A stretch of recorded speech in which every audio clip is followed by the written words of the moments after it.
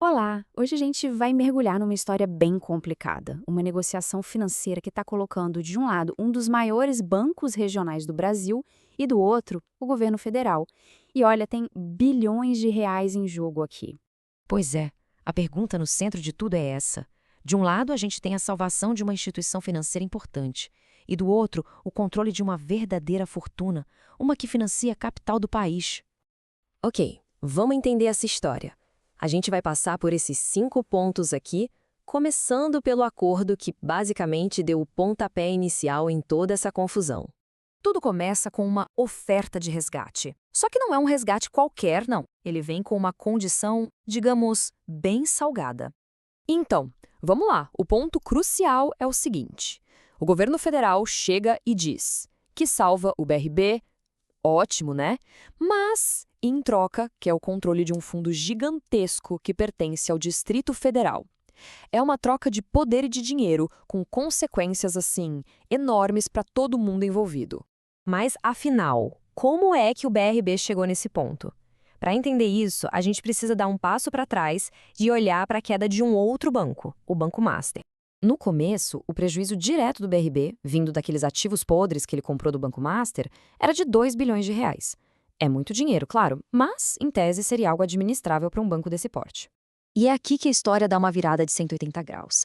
Se a perda inicial era de 2 bilhões, mas de onde veio esse buraco financeiro gigantesco que agora ameaça a própria existência do banco? O problema não foi só o prejuízo, sabe? O dano de verdade foi a perda de confiança. Quando a notícia se espalhou, os clientes correram para o banco para sacar o dinheiro com medo do BRB quebrar. E para qualquer banco, uma retirada em massa de depósitos é um golpe devastador. Foi exatamente essa corrida que transformou um prejuízo de 2 bilhões nesse rombo absurdo de mais de 13 bilhões que a gente vê hoje. E o mais impressionante é como é que tudo isso passou batido. Auditorias de empresas enormes, como a KPMG, simplesmente não viram bilhões em fraudes. E o pior, alguns desses ativos fraudulentos foram formalizados numa correria só 2 dias antes da venda.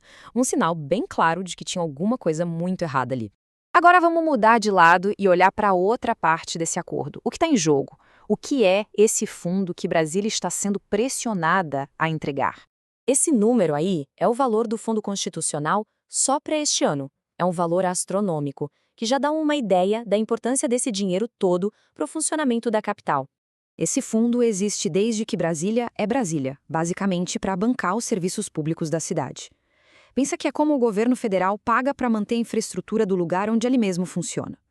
Perder o controle disso seria um golpe gigantesco na autonomia do Distrito Federal. Certo, mas por que um problema num banco regional deveria preocupar o país inteiro?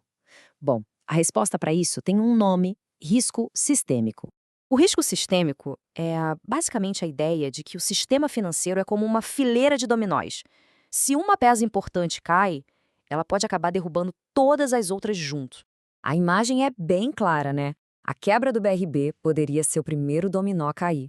A desconfiança se espalha para outros bancos, o que leva a mais saques, afugenta investidores e, no pior dos cenários, desestabiliza a economia brasileira inteira. Com um risco desse tamanho, por que ninguém está correndo para resolver o problema?